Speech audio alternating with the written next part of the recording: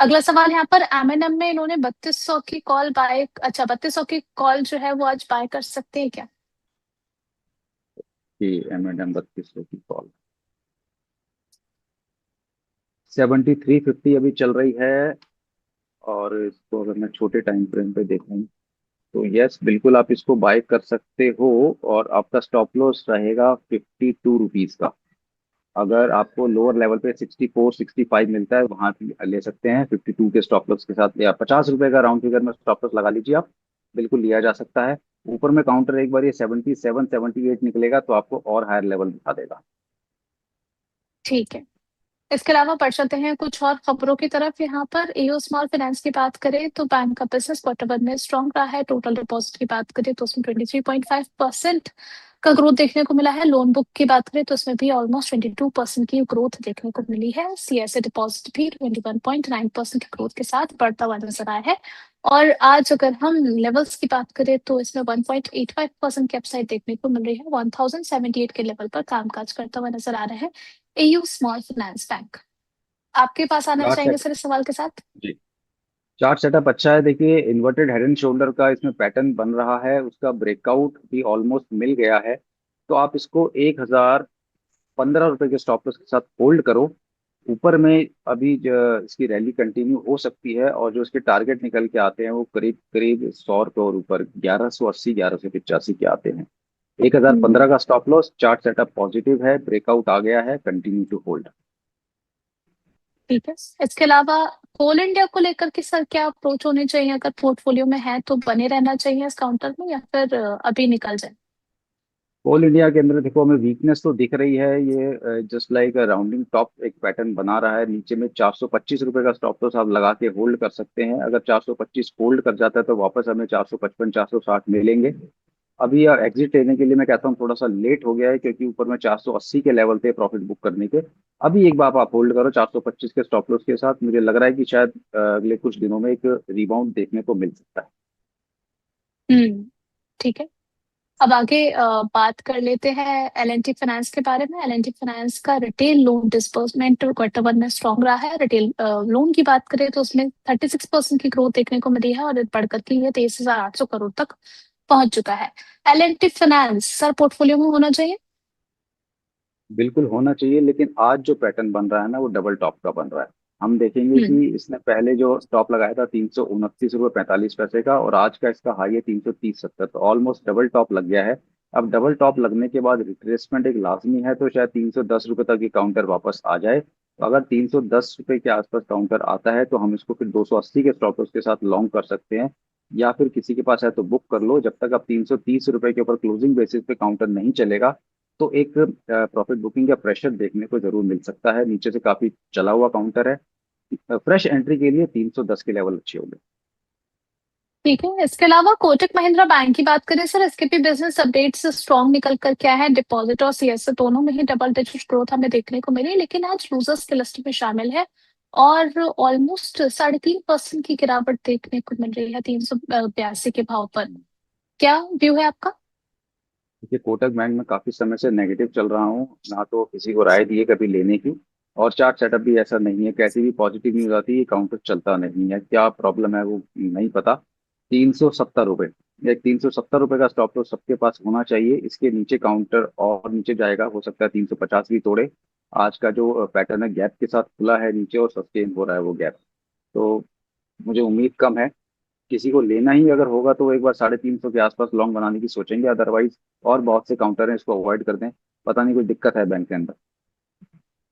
चलिए, कुछ तो दिक्कत यहाँ पर नजर आ रही है और आगे बढ़ चलते हैं अगले सवाल की तरफ। वारिया एनर्जीज को लेकर के क्या राहत वाली खबर निकल कर के आई है? सेबी की तरफ से प्रमोटर्स अपनी से फैमिली ट्रस्ट को ट्रांसफर कर सकेंगे। ये ट्रांसफर ससेशन और प्लानिंग के तहत किया जाएगा। अब आपका व्यू सर वारिया एनर्जीज को लेकर के क्या रहेगा? 2868 के लेवल पर चल रहा है। देखिए चार्ट तो वीक है already. Lower high lower top लगातार लोअर बॉटम लगा रहा है और गिरता चला जा रहा है। अब 3000 के ऊपर जब सस्टेन होगा तब हम सोचेंगे कि कुछ इसमें रैली बन सकती है हल्की फुल्की, शायद 3032 या 3200 तक की। अभी के लिए फिलहाल किसी के पास है तो ये बिल्कुल अपने मेक और ब्रेक जोन पे खड़ा है 2800। 2800 ब्रेक करेगा तो काउंटर 2500 की तरफ भी चला जाएगा। तो यहाँ कोई पोजीशन बनाना चाहता है तो 2800 का स्टॉप लॉस के साथ बनाए, नहीं तो 3000 के ऊपर निकल जाने का वेट करे। बहुत प्रॉमिसिंग चार्ट नहीं है। ठीक है। हमारे एक प्राइम मेंबर का क्वेश्चन आया है सर, आधार हाउसिंग फाइनेंस को लेकर के। इसमें जरा चार्ट स्ट्रक्चर देख करके बताइए कि क्या ब्रेकआउट आ रहा है। आधार हाउसिंग का चार्ट स्ट्रक्चर अच्छा है। अगर ये क्वेश्चन मुझसे लास्ट वीक पूछा गया होता तो मैं जरूर उसको 510-12 के आसपास को रिकमेंड करता। अभी हम्म आज इसने हाई लगाया है, लेकिन ठीक है। आप नीचे में सपोर्ट रख लीजिए 525-526 रुपए का। वहां तक काउंटर इस मार्केट अगर फॉल करती है तो ये आ सकता है। चार्ट सेक्टर पॉजिटिव है। जैसे मैंने बजाज हाउसिंग फाइनेंस की लॉन्ग टर्म के लिए बोला है, तो हाउसिंग फाइनेंस सेक्टर में लग रहा है कि कुछ ना कुछ पॉजिटिविटी चल रही है। सबके चार्ट बेटर होते चले जा रहे हैं धीरे धीरे। आप इसमें 525 के आसपास लीजिए और 485 के स्टॉप लॉस के साथ अपनी पोजीशन रखिए। अगर है किसी के पास तो भी ठीक है, होल्ड कर सकते हैं। अच्छा चार्ट सेटअप है। हम्म चलिए ठीक है। इसके अलावा सर प्रदीप यादव जी का सवाल विक्रम सोलार को लेकर के, 2000 शेयर है इनके पास 320 के भाव पर। इनका सवाल है कि इन्होंने आईपीओ के टाइम से अपने पोजीशन को यहाँ पर होल्ड किया हुआ है। कह रहे हैं कि बाजार तो ऊपर जाता है लेकिन पोर्टफोलियो इनका अभी भी डाउन चल रहा है। 3-4 दिन से लगातार देख रहे हैं और देख करके बुरा तो लग रहा होगा कि देखिए बाजार चल रहा है तो पोर्टफोलियो क्यों नहीं चल पा रहा सही से। तो क्या करें सर विक्रम सोलार में। देखिए देखिए जब इन्होंने आईपीओ में दिया होगा, उसके बाद जब आईपीओ लो तोड़ करके काउंटर नीचे आया होगा 2 4 5% हम्म भी, तो इनको एग्जिट ले लेना चाहिए था। अब इन्होंने एग्जिट क्यों जी। नहीं लिया? या तो इतने लिए कॉन्फिडेंट है कि ये कंपनी बहुत अच्छा करेगी, कोई न्यूज़ है इनके पास। अगर कोई न्यूज़ नहीं है उसके बावजूद गिर रहा ना, तो इनको रखना नहीं चाहिए। देखिए दुख होता है कि ट्रेडर इतनी मेहनत की कमाई को स्टॉक में लगाता है और उसका ये हाल हो जाता है। हम्म आपको 4-5% अगर आपको लग रहा है कि नहीं काउंटर चल रहा है, तो किसी भी एनालिस्ट से आप पूछ लीजिए। जहां वीक है लॉस बुक करना सीखिए। इस बाजार में अगर आप लॉस बुक करना सीख जाओगे ना, तो फिर आप ट्रेडर, एक सक्सेसफुल ट्रेडर बन जाओगे। लोग लॉस नहीं बुक करना चाहते हैं, प्रॉफिट जल्दी बुक हम्म करते हैं। लॉस को आप बस सीने से लगा के बैठते हैं कि यार यही मेरा जिगर का टुकड़ा है, मेरे बुढ़ापे का साथ देगा। तो लॉस में कहाँ कोई किसी के साथ देता है। देखिए कोई उम्मीद नहीं लग रही चार्ट के अंदर। एक नीचे जरूर इसने 160 रुपए का लो लगाया है, पर अभी तक भी चार्ट में कोई ऐसा वो नहीं है कि पिछला हाई भी तोड़ करके काउंटर चला हो। तो एक दो सौ हम्म बीस रुपए तोड़ेगा तब देखेंगे क्या करना है। पर हायर लेवल पे जितना जल्दी आप निकल पाओ वो बेटर है। कहीं और पैसा लगाओगे तो रिकवर हो जाएगा, यहाँ चांसेस बहुत कम है। चलिए सर एक क्विक आंसर आपसे और लेना चाहें क्योंकि 1 मिनट बचा है केवल।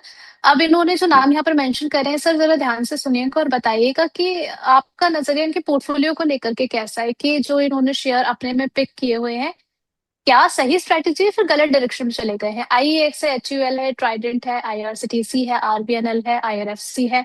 इन सब में ही हाल बेहाल है, क्या करें। मैम हाल बेहाल तो है, ठीक है। पर ये काउंटर किसी रैली में भी नहीं चलते हैं। हम्म आईएक्स नहीं चल रहा, हिंदुस्तान लीवर ने तुम भी आप देख रहे हैं सालों से रिटर्न नहीं दिया है। जी। आरबीएनएल तो हो सकता है इन्होंने ऊपर का ही खरीद रखा होगा 400-500 की रेंज में से, सारे ट्रेडर वहीं फंसे हुए हैं। आईआरएफसी हम्म देखो, एक्चुअली क्या है मैम, गलती इनकी भी नहीं है। मैं और भी बहुत सारे टीवी शोज पे देख रहा हूँ, चैनल्स पे देख रहा हूँ। आरवीएनएल पे हर कोई बाय बोल देता है, आईआरएफसी पे होल्ड करो, बाय बाय। अरे भैया जब 130-35 रुपए से भी गिर रहा है, हर कोई इंसान वहाँ बाय बोल रहा है, तो ये भी सोचते हैं कि शायद उम्मीद में अब इन्होंने बाय बोल दिया तो शायद चल जाएगा, इन्होंने होल्ड बोल हम्म दिया चल जाएगा। नहीं, ऐसे काउंटर नहीं चलता किसी के बोलने से। जब काउंटर चलता है तब हम बोल देंगे कि खरीदो। हमारे बोलने से काउंटर नहीं चलेगा। तो इनका पोर्टफोलियो पैथेटिक है। उम्मीद बहुत कम है कि इनको कुछ मिलेगा। हम्म अगर लिमिटेड लॉस है, कम है लॉस, तो निकल जाओ। जब रैली बनेगी दोबारा बना लेना। अभी कोई उम्मीद नहीं दिख रही है मुझे इसके अंदर। ट्राइडेंट ने भी देखो कितने सालों से रिटर्न नहीं दिया है, कहाँ से कहाँ हम्म पहुंच गया आईआरएफसी। हम्म तो गलत है। कभी भी हाई देखो, हायर लेवल पे कोई स्टिक चल रही है, भाग रही है।